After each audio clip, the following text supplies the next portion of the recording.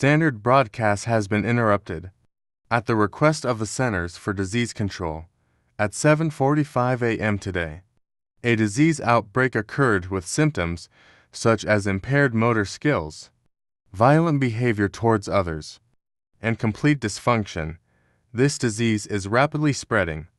Pennsylvania is on lockdown, as are the surrounding states.